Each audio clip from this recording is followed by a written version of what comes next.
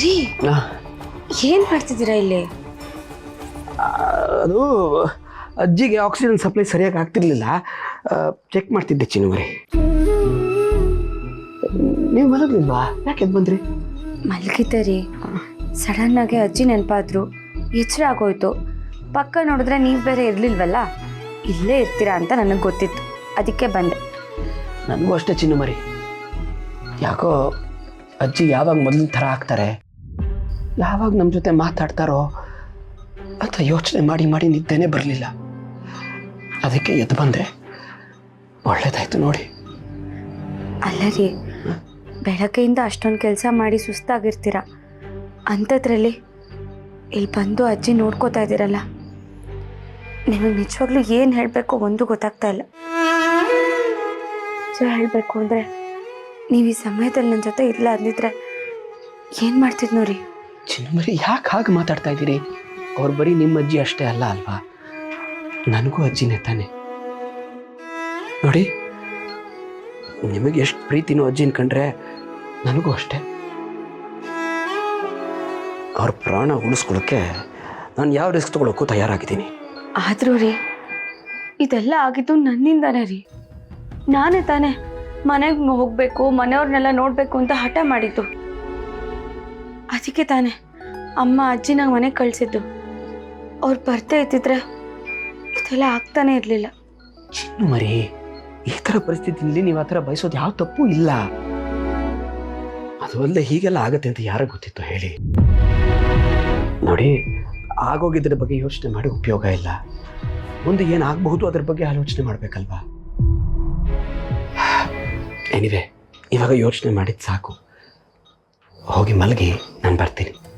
ಅಯ್ಯೋ, ನನಗೆ ಹೋಗಿ ಮಲಗಿ ಅಂತ ಕಳಿಸಿ ನೀವಿಲ್ಲೇ ಕೂತಿರ್ತೀರಾ? ನೀವಿಲ್ಲೇ ಇರ್ತೀರಾ ಅಂದರೆ ನಾನು ಹೀಗೆ ನಿಂತಿರ್ತೀನಿ. ಬೇಡ ಚಿನ್ನಮರಿ, ಬನ್ನಿ, ನಾನು ಬರ್ತೀನಿ ಮಲ್ಗಡ.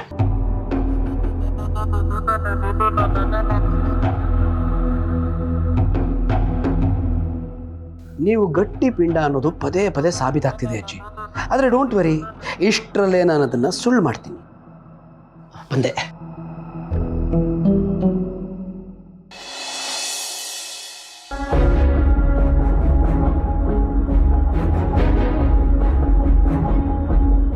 ಅದು ತುಂಬ ಹಳೆ ಕೇಸು, ಈಗ ತಗೊಳಕ್ಕಾಗಲ್ಲ ಅಂತ ಹೇಳುವಂತ ಸಾಹೇಬ್ರು ಹೇಳಿದ್ರಂತೆ. ಈಗಾಗಲೇ ಹೊಸ ಕೇಸ್ಗಳೇ ತುಂಬ ಪೆಂಡಿಂಗ್ ಇದೆ ಗೌಡ್ರೆ. ಈ ಹಳೆ ಕೇಸ್ ತಗೊಂಡ್ರೆ ಸ್ವಲ್ಪ ಕಷ್ಟ ಆಗುತ್ತೆ.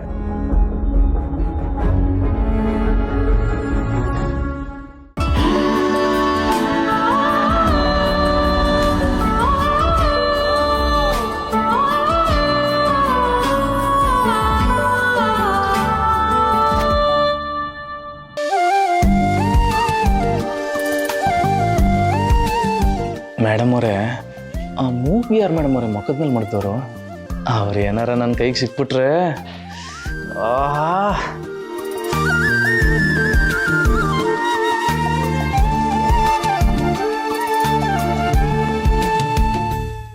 ಕಣ್ಣದಲ್ಲ ಮೇಡಮ್ ಅವರೇ, ಒಳ್ಳೆ ನೇರಳೆ ಹಣ್ಣಂಗದೆ. ಅವೇನಾರ ನಾನು ನೋಡ್ಬಿಟ್ರೆ ನಾನು 3 ಬಣ್ಣ ಆಗೋಯ್ತೀನಿ.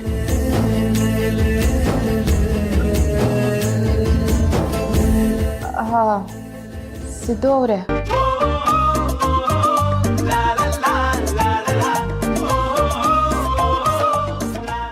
ಹೇಳಿ ಮೇಡಮ್ ಅವರೇ.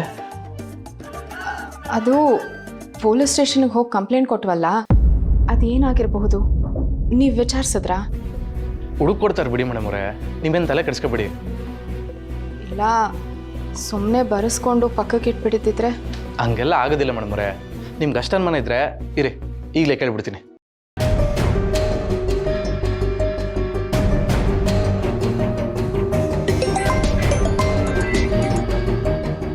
ಹೇಳಿ ಸಿದ್ದೇಗೌಡ್ರ. ಅಲ್ಲ ಅಣ್ಣ, ಆ ಕಂಪ್ಲೇಂಟ್ ಕಾಪಿನ ಇನ್ಸ್ಪೆಕ್ಟ್ರಿಗೆ ಕೊಟ್ರಾ? ಆ ವಿಚಾರ ಏನಾಯಿತು? ಹಾಂ, ಸಾಹೇಬರು ಬಂದಿದ್ರು, ಅವ್ರಿಗೆ ಕೊಟ್ಟಿದ್ದೀವಿ. ಕೊಟ್ರಾ? ಆದರೆ ಸಾಹೇಬರು ಈ ಕೇಸ್ ತಗೋಬೇಡಿ ಅಂತ ಹೇಳಿದ್ದಾರೆ ಗೌಡ್ರೆ.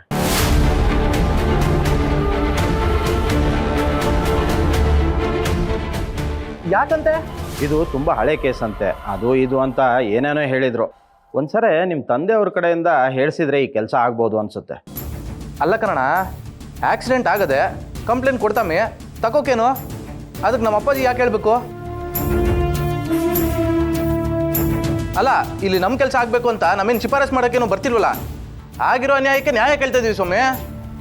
ಅದಕ್ಕೆ ನಮ್ಮ ಅಪ್ಪಾಜಿ ತಾವು ಮಾತಾಡಿಸಿ ಅಂದರೆ ಅದು ಹೆಂಗೆ? ಅದು ಹಾಗೆ ಗೌಡ್ರೆ, ಸಾಹೇಬರು ಒಂದ್ಸರಿ ಹೇಳಿದ್ದಾರೆ ಈ ಕೇಸ್ ತಗೋಬೇಡಿ ಅಂತ. ನೀವು ಒಂದ್ಸರಿ ನಿಮ್ಮ ತಂದೆಯವ್ರ ಹತ್ರ ಹೇಳಿಸಿದ್ರೆ ನಿಮ್ಮ ಕೆಲಸ ಆಗುತ್ತೆ ನೋಡಿ.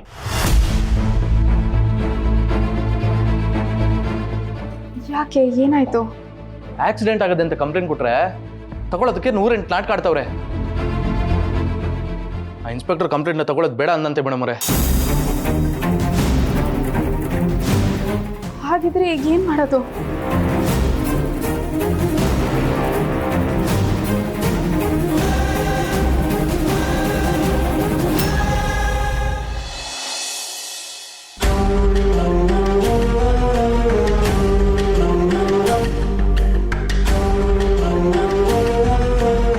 ಖುಷಿ ಪುಟ್ಟ,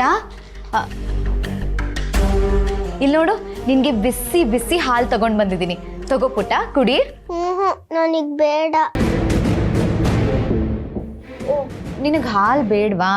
ಸರಿ, ನಿನಗೆ ಏನು ಇಷ್ಟ ಅದನ್ನೇ ಹೇಳು, ಅದನ್ನೇ ಮಾಡಿ ತಗೊಂಡ್ ಬರ್ತೀನಿ. ಹೇಳು, ಏನ್ ಬೇಕು? ನನ್ಗೆ ಭಾವನಾ ಅಮ್ಮ ಬೇಕು. ಅಯ್ಯ, ಮತ್ತೆ ಶುರು ಆಯ್ತು. ರವಿ, ಸುಮ್ಮನೆ ನಿಂತ್ಕೋ. ಏನ್ ಗೊತ್ತಾ ಖುಷಿ, ಭಾವನಾ ಅಮ್ಮ ಮುಂಚೆ ಲಕ್ಷ್ಮಿ ಅಜ್ಜಿ ಮನೇಲಿದ್ರು. ಅವಾಗ ನೀನು ಅವ್ರ ಮನೇಲೇ ಇದ್ದೆ. ಆದ್ರೆ ಇವಾಗ ಭಾವನಾ ಅಮ್ಮಂಗೆ ಮದ್ವೆ ಆಗಿದೆ ಅಲ್ವಾ, ಅವರು ಸಿದ್ದು ಅಂಕಲ್ ಮನೇಲಿ ತಾನೇ ಇರೋದು. ಹೌದು. ಮತ್ತೆ ಸಿದ್ದು ಅಂಕಲ್ ಮನೆಗೆ ನೀನ್ ಹೇಗ್ ಹೋಗಕ್ಕಾಗತ್ತೆ? ಅದು ನಮ್ಮ ಮನೇನೂ ಅಲ್ಲ, ಭಾವನಾ ಅಮ್ಮ ಮನೇನೂ ಅಲ್ಲ. ಅಲ್ಲಿಗೆ ಹೇಗ್ ಪುಟ ಹೋಗ್ತೀಯಾ? ನೋಡು, ನಿನಗೋಸ್ಕರ ನಾವಿಬ್ರು ಇದೀವಿ. ಇದು ನಿನ್ನ ಮನೆ ಕಣೆ. ಇನ್ಮೇಲೆ ನಾನೇ ನಿನ್ನಮ್ಮ, ಇವರೇ ನಿನ್ನಪ್ಪ.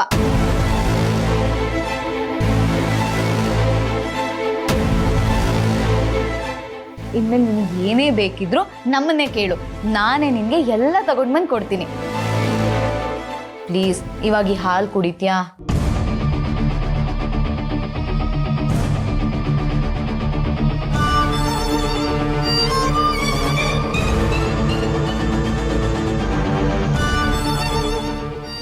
Good girl. ಬಂಗಾರಿ, ಖುಷಿ ಪುಟ್ಟ, ನೀನ್ ಹಾಲು ಕುಡಿದ್ಬಿಟ್ಟು ಇಲ್ಲೇ ಆಟ ಆಡ್ಕೊ, ಆಯ್ತಾ?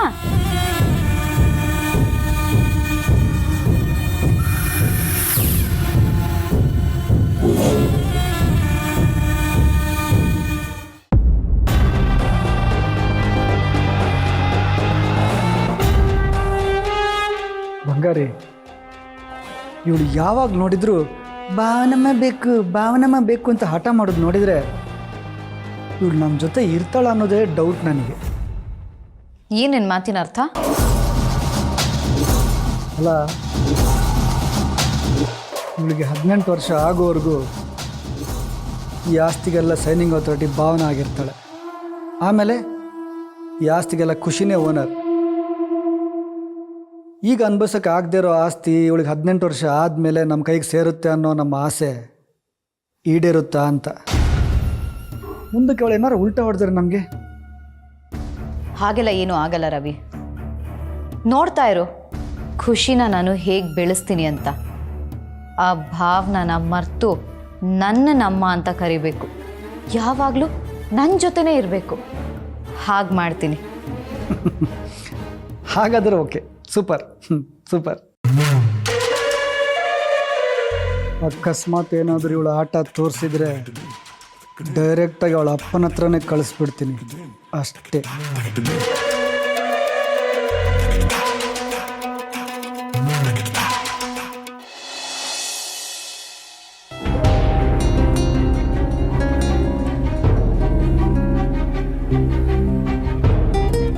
ನಮಸ್ಕಾರ ಸರ್. ನಮಸ್ಕಾರ. ಯಾರಮ್ಮ ಏನು? ಅದೇ ಸರ್, ಆಕ್ಸಿಡೆಂಟ್ ಕೇಸು. SP ಸಾಹೇಬರು ಕಂಪ್ಲೇಂಟ್ ತೊಗೋಬೇಡ ಅಂತ ಹೇಳಿದ್ರಲ್ಲ, ಆ ಕೇಸು ಸರ್. ಸರ್ ಕಂಪ್ಲೇಂಟ್ ಯಾಕೆ ಸರ್ ತಗೋತಿಲ್ಲ? ನೋಡಮ್ಮ, ಇದು ತುಂಬ ಹಳೆ ಕೇಸು, ತಗೊಳ್ಳೋದಕ್ಕಾಗಲ್ಲ. ನಮಗೆ ಹೊಸ ಕೇಸ್ಗಳು ತುಂಬ ಇದೆ. ಈಗ ಹಳೆದನ್ನ ಕೆದ್ಕೊಂಡು ಕೂತ್ರೆ ನಾವು ಕೆಲಸ ಮಾಡೋದು ಹೇಗಮ್ಮ? ಸರ್ ಕೇಸಲ್ಲಿ ಹಳೇದು ಹೊಸದು ಅಂತ ಏನಿದೆ ಸರ್? ನ್ಯಾಯ ಕೇಳಕ್ಕೆ ಏನಾದ್ರೇನು ಸರ್? ನೀವು ದಯವಿಟ್ಟು ಕಂಪ್ಲೇಂಟ್ ತಗೊಳ್ಳಿ. ನ್ಯಾಯ ಕೇಳೋದಕ್ಕೆ ಯಾವುದಾದ್ರು ಏನು ಅಂತ ಕೇಳ್ತಾ ಇದ್ದೀರಲ್ಲ, ನಿಜ ಒಪ್ಕೊಳ್ತೀನಿ. ಇಷ್ಟು ದಿನ ನಿಮ್ಗೆ ನ್ಯಾಯ ಬೇಕಾಗಿರ್ಲಿಲ್ವಾ? ಇಷ್ಟಕ್ಕೂ ಈ ಕೇಸ್ಗೂ ನಿಮಗೂ ಅವ್ರಿಗೂ ಏನು ಸಂಬಂಧ? ಅಲ್ಲ, ಅವ್ರು ನಿಮ್ಗೇನಾಗಬೇಕು? ನಿಮ್ಗೇನು ಸ್ವಂತದವ್ರ? ಸರ್ ಅವ್ರಿಗೆ ಸ್ವಂತದವರು ಅಂತ ಯಾರೂ ಇಲ್ಲ ಸರ್, ಅದಕ್ಕೆ ನಾನು ಬಂದಿದ್ದೀನಿ. ನೋಡಮ್ಮ, ಇದು ನಿನಗೆ ಅರ್ಥ ಆಗಲ್ಲ. ಇದು ತುಂಬ ಕಾಂಪ್ಲಿಕೇಟೆಡ್. ಇದು ಬೇಕು ಅಂತಾನೆ ಮಾಡಿರೋ ಆಕ್ಸಿಡೆಂಟ್ ಆಗಿದ್ರೆ ಅವತ್ತೇ ಕಂಪ್ಲೇಂಟ್ ಆಗಿರೋದು. ಈಗ ಬಂದ್ರೆ ಇದೆಲ್ಲ ನಡೆಯಲ್ಲಮ್ಮ. ಯಾವುದೇ ಕಾರಣಕ್ಕೂ ಈ ಕೇಸ್ನ ನಾನು ತಗೊಳ್ಳೋದಿಲ್ಲ. ರೀ ಸೀತಾರಾಮ್ ಸರ್, ಅವ್ರು ಬರ್ಕೊಬೇಕು ಕಂಪ್ಲೇಂಟ್ ವಾಪಸ್ ಕೊಡ್ರಿ. Okay sir. ಸರ್ ನಮ್ಮಂಥವ್ರನ್ನ ರಕ್ಷಣೆ ಮಾಡೋಕ್ಕೆ ಅಂತ ಇರೋ ನೀವೇ ಹೀಗೆ ಹೇಳಿದ್ರೆ ಹೇಗೆ ಸರ್? ಆ ಆಕ್ಸಿಡೆಂಟಿಂದ ಇಬ್ರು ಜೀವನೇ ಕಳ್ಕೊಂಡ್ರು. ಒಂದು ಮಗು ತನ್ನ ಕಾಲು ಕಳ್ಕೊಂಡಿದೆ, ಅನಾಥೆ ಆಗಿದೆ. ಅವಳ ಜೀವನಕ್ಕೆ ಬೆಲೆನೇ ಇಲ್ವಾ ಸರ್? ಹಾಗಿರೋ ಅನ್ಯಾಯಕ್ಕೆ ನ್ಯಾಯನೇ ಸಿಗೋದು ಬೇಡವಾ ಸರ್? ನ್ಯಾಯ ನ್ಯಾಯ ಅಂತ ನಿಮ್ಮಂತ ಸಾವಿರ ಜನ ಬರ್ತಾರಮ್ಮ. ಎಲ್ರದ್ದು ಕಂಪ್ಲೇಂಟ್ ತಗೊಂತ ಕುಂತ್ರೆ ಪ್ರಪಂಚದಲ್ಲಿರೋರೆಲ್ಲ ಪೊಲೀಸ್ ಡಿಪಾರ್ಟ್ಮೆಂಟ್ಗೆ ಸೇರ್ಕೊಂಡ್ರು ಈ ಪ್ರಾಬ್ಲಮ್ನ ಸಾಲ್ವ್ ಮಾಡೋಕ್ಕಾಗಲ್ಲ. ಹೆಣ್ಮಕ್ಳು ಜಾಸ್ತಿ ಹೊತ್ತು ಪೊಲೀಸ್ ಸ್ಟೇಷನ್ ಇರಬಾರ್ದು ಅಂತ ಹೇಳ್ತಾ ಇದ್ದೀನಿ. ಮೊದಲು ಮನೆಗೆ ಹೋಗಮ್ಮ. ಇಲ್ಲ ಸರ್, ನೀವು ಆ ಮಗು ನೋಡಿದ್ರೆ ನಿಮಗೆ ಅರ್ಥ ಆಗುತ್ತೆ ಹೇಗೆ ಅಪ್ಪ ಅಮ್ಮ ಅಜ್ಜಿ ಯಾರು ಇಲ್ಲದೆ ಅನಾಥೆಯಾಗಿ ಬದುಕ್ತಿದ್ದಾಳೆ ಅಂತ. ನಿಮಗೆ ಆ ನೋವು ಈಗ ಅರ್ಥ ಆಗಲ್ಲ ಸರ್. ನೀವು ಈ ಕಂಪ್ಲೇಂಟ್ ತಗೊಳ್ಳೇಬೇಕು ಸರ್. ತಗೊಳ್ಳೇಬೇಕು ಅಂತ ಯಾರಿಗೆ ಹೇಳ್ತಾ ಇದೀಯಮ್ಮ? ಯಾರ ಮುಂದೆ ನಿಂತ್ಕೊಂಡು ನೀನು ಮಾತಾಡ್ತಾ ಇದೀಯಾ? ಮನೇಲೇನ್ ಮಾಡೋದಕ್ಕೆ ಕೆಲಸ ಇಲ್ವಾ? ಟೈಮ್ ಪಾಸ್ ಮಾಡೋದಕ್ಕೆ ಬಂದಿದ್ಯಾ ಇಲ್ಲಿಗೆ? ನಾನು ಈ ಕಂಪ್ಲೇಂಟ್ ತಗೊಳ್ಳಲ್ಲ ಅಷ್ಟೇ.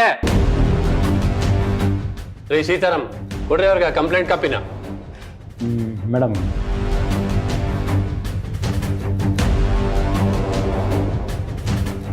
ನಿಮ್ಮ ಕೆಲಸ ನ್ಯಾಯ ಕೊಡ್ಸೋದಲ್ವಾ ಸರ್? ಕಂಪ್ಲೇಂಟ್ ತಗೊಳ್ಳಲ್ಲ ಅಂದ್ರೆ ಹೇಗೆ? ತುಂಬಾ ಮಾತಾಡ್ತಾ ಇದೀಯಾ. ಮೊದಲಿನಿಂದ ಜಾಗ ಖಾಲಿ ಮಾಡು, ಇಲ್ಲಾಂದ್ರೆ ಸರಿ ಇರಲ್ಲ. ನೀವು ಹೇಗೆ ಈ ಕಂಪ್ಲೇಂಟ್ ತಗೊಳ್ಳಲ್ಲ ಅಂತ ನಾನು ನೋಡ್ತೀನಿ. ಆ ಮಗುಗೆ ನ್ಯಾಯ ಒದಗಿಸ್ಲೇಬೇಕು. ನಾನು ಇದನ್ನ ಇಲ್ಲಿಗೆ ಬಿಡಲ್ಲ. ನಾನು ಏನ್ ಮಾಡ್ತೀನಿ ಅಂತ ನೀವೇ ನೋಡಿ. ಏನ್ ಮಾಡ್ತೀಯ ಮಾಡ್ಕೊ ಹೋಗಮ್ಮ. ನಾನು ಕಂಪ್ಲೇಂಟ್ ತಗೊಳ್ಳೋದಿಲ್ಲ.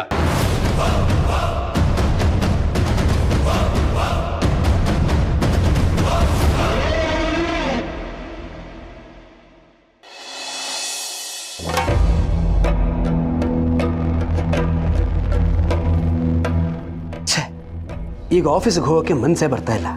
ಅಲ್ಲಿಗೆ ಹೋದರೆ ಇಲ್ಲಿದ್ದು ಯೋಚನೆ ಆಗುತ್ತೆ.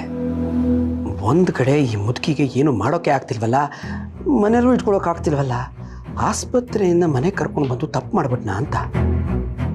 ಅಲ್ಲೇ ಇದ್ದಿದ್ರೆ ಇಷ್ಟೊತ್ತಿಗೆ ಏನಾದರೂ ಮಾಡಿ ಕಥೆನ ಮುಗಿಸ್ಬಿಡ್ಬೋದಾಗಿತ್ತೇನೋ. ಈಗ ಇಲ್ಲಿ ಇವ್ರಿಗೆ ಯಾವ ಟೈಮಲ್ಲಿ ಪ್ರಜ್ಞೆ ಬರುತ್ತೋ, ಯಾವಾಗ ಜಾನ್ವರಿ ಹತ್ರ ಸತ್ಯ ಹೇಳ್ಬಿಡ್ತಾರೋ ಅನ್ನೋ ಭಯ, ಟೆನ್ಷನ್ನು ಕಾಡ್ತಾ ಇದೆ. ಸಾಯೋ ಹಾಗಾಗಿದೆಯಪ್ಪ.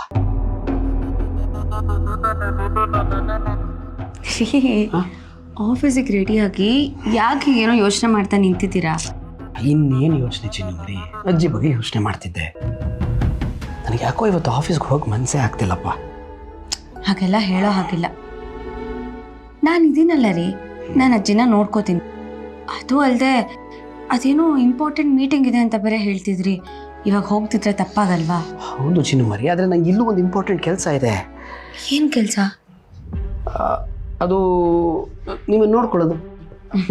ಅದೇ ಮತ್ತೆ ನಾನೇನು ಚಿಕ್ಕ ಮಗುನ ನೋಡ್ಕೊಳ್ಳೋಕ್ಕೆ? ಹೌದು, ನನ್ನ ಪಾಲಿಗೆ ನೀವು ಚಿಕ್ಕ ಮಗುನೇ. ಅದು ಅಲ್ಲದೆ ನನ್ನಿಂದ ಆಫೀಸ್ ಕಡೆ ಹೊರಟ್ರೆ ಸಾಕು, ಮನೆ ಕೆಲಸ ಎಲ್ಲ ನೀವೇ ಮಾಡಿಬಿಡ್ತೀರಿ, ಸುಸ್ತು ಮಾಡ್ಕೋತೀರಿ. ಜೊತೆಗೆ ಅಜ್ಜಿನ ಬೇರೆ ನೋಡ್ಕೋಬೇಕಲ್ಲ ಚಿನ್ನು ಮರಿ, ಕಷ್ಟ ಆಗಲ್ವಾ? ಏನು ಕಷ್ಟ ರೀ, ಅಜ್ಜಿ ನೋಡ್ಕೊಳಕ್ಕೆ ಏನಿದೆ? ಅಜ್ಜಿ ಪಾಪ ಮಲಗಿದ ಕಡೆನೇ ಮಲಗಿರ್ತಾರೆ. ಅವ್ರಿಗೆ ಊಟ ತಿಂಡಿನೂ ಏನು ಮಾಡಬೇಕಾಗಿಲ್ಲ.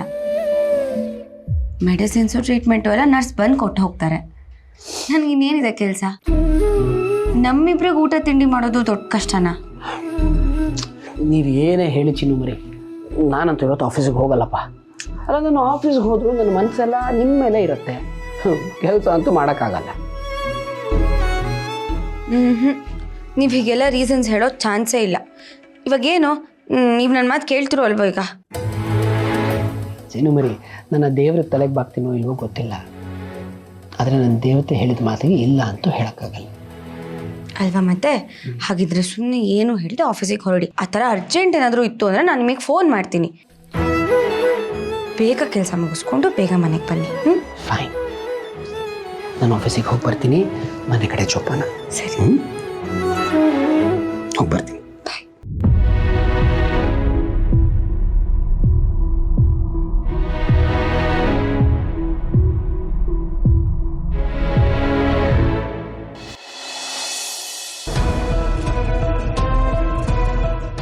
ಮೇಡಮ್ ಅವ್ರು ಎಲ್ಲೋದ್ರು? ಇಲ್ಲಿಗೆ ನಾನು ಬಂದವ್ರ?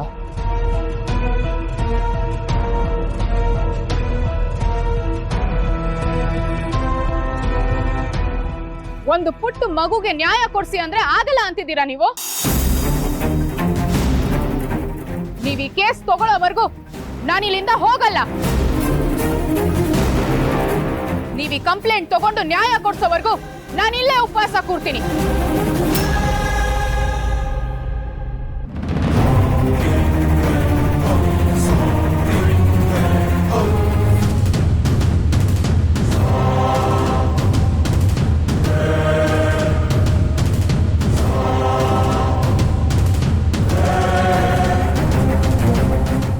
ಏನ್ ಮೇಡಮ್ ನೀವು ಊಟ ತಿಂಡಿ ಬಿಟ್ಟು ಕೂತ್ಕೋತೀನಿ ಅಂತೀರಲ್ಲ, ಇದೆಲ್ಲ ಕೆಲ್ಸಕ್ಕೆ ಬರಲ್ಲ ಮೇಡಮ್. ಮೊದಲು ನಿಮ್ಮ ಮಾವಂಗ್ ಒಂದು ಮಾತು ಹೇಳಿ, ಈ ತಲೆನೋವೇ ಇರಲ್ಲ. ನಾನ್ ಯಾರಿಗೂ ಏನು ಹೇಳಲ್ಲ ಸರ್. ನೀವ್ ಈ ಕೇಸ್ ತಗೋಬೇಕು, ನನಗೆ ನ್ಯಾಯ ಕೊಡಿಸ್ಬೇಕು ಅಷ್ಟೇ. ನೋಡಮ್ಮ, ಈಗೆಲ್ಲ ಸುಮ್ಮನೆ ಸೀನ್ ಕ್ರಿಯೇಟ್ ಮಾಡಬೇಡ, ಮರ್ಯಾದೆಯಿಂದ ಎದ್ದೋಗ್ತಾ ಇರೋ. ಏನ್ ಸರ್, ನ್ಯಾಯ ಕೇಳಿದ್ರೆ ಹೀಗೆಲ್ಲ ಮಾತಾಡ್ತಿದ್ದೀರಾ? ಏನಮ್ಮ ನ್ಯಾಯ? ಹೀಗೆಲ್ಲ ಮಾಡಿ ನಮ್ಮ ಸ್ಟೇಷನ್ ಹೆಸರು ಹಾಳು ಮಾಡಬೇಡ, ಸುಮ್ಮನೆ ಎದ್ದೋಗ್ತಾ ಇರೋ. ನಿಮ್ ಸ್ಟೇಷನ್ ಹೆಸರು ಮೇಲಿರೋ ಕಾಳಜಿ ನೊಂದ್ಕೊಂಡಿರೋ ಜನರ ಮೇಲೆ ಇಲ್ವಲ್ಲ ಸರ್ ನಿಮಗೆ? ನೀವ್ ಏನ್ ಬೇಕಾದ್ರೂ ಮಾಡ್ಕೊಳ್ಳಿ, ನನ್ ಕಂಪ್ಲೇಂಟ್ ತಗೊಳ್ಳೋವರೆಗೂ ಇಲ್ಲಿಂದ ಕದಲಲ್ಲ. ಸರ್, ಏನ್ ಮೇಡಮ್ ನೀವು? Sir sir